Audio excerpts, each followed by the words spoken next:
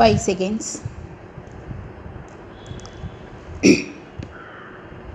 Start. Ladies and gentlemen, I am indeed very happy to take part in this conference. It gives me great pleasure to meet old friends here. When I was invited by the organizers, I felt I should not miss this occasion. As a matter of fact, I was planning to go abroad, but I cancelled my trip in order that I might be able to attend the function. There are many problems which require discussion, and I do not know where to begin and where to end. In fact, we have many speakers who will deal with every one of them. For my part, I shall take up 3 of 4 questions which are important in the peculiar circumstances in which we are meeting today. Our thoughts first go to the increase in violence. We have forgotten peaceful methods and resort to violence for every little thing. This is not a correct approach, whatever may be our views in regard to any issue. We must know that by mutual discussion we can arrive at a satisfactory solution. For instance, take the demand of anyone for anything. There can be no doubt that however big or small the demand may be, agitation is unnecessary. Can we not solve the problem peacefully? We belong to a poor country and we have to make it prosperous. This means that we should not destroy our public property and we should pressure it. The people of India are the owners of public property. We have to work hard and build more. At all times, let us remember that violence is not the correct answer to any problem. Freedom has given us opportunities to make our country strong and wealthy. If we do not know how to make the best use of these opportunities, we cannot make progress at all. More and more industries have to be started taking advantage of our resources. In respect of agriculture, we have to increase our production by using modern methods and extending credit facilities to farmers.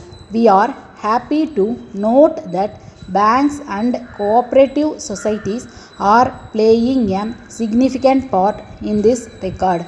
Everything possible is being done by the government to increase agricultural production. Side by side, industrial production has to be stepped up. This does not mean that everywhere we should have only heavy industries. No one can dream of prosperity for India if rural India is forgotten. So many of our people live only in villages. They are so poor that they need our immediate attention. Take our system of education. We have many achievements to our credit in this field. India today is quite different from what it was 30 years ago. We have a large number of educational institutions all over the country. There is a lot of improvement in the quality of education as transport facilities have increased. Students experience not much difficulty. The teachers are paid well and textbooks and notebooks are available at reasonable prices. Scholarships are given to poor students, but it is the duty of students to study well and become worthy citizens of India. There are, however, some drawbacks in our system of education, but we hope that they will be removed very soon by the government. There is now fear of war all over the world. Although everybody talks of peace, we are living in the midst of tensions, whether it is a big country or small country. Another war will destroy the entire world. India stand for peace. We have made it clear to all nations. All efforts are made by us to avoid war. Letter from India Plywoods Limited, Gandhi Nagar, Hyderabad to Aruna Timber Company, Nehru Nagar, Madras.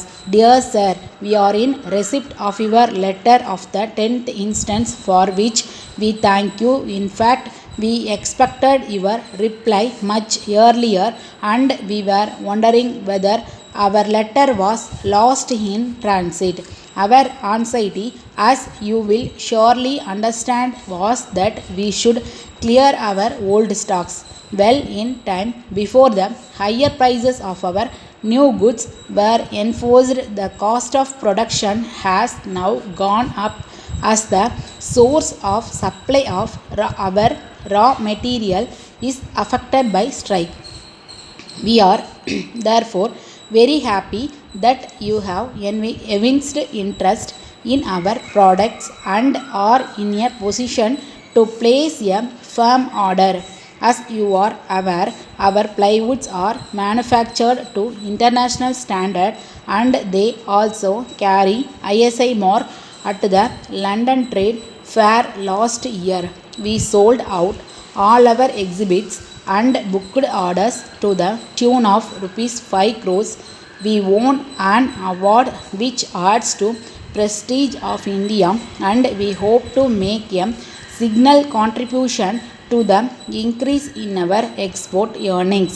As house building activities grow fast in the European countries, we fear that our plywoods will be in great demand. We have our own lorry transport service, which is less costly than rail transport and faster, eagerly waiting to be of best service. Yours faithfully.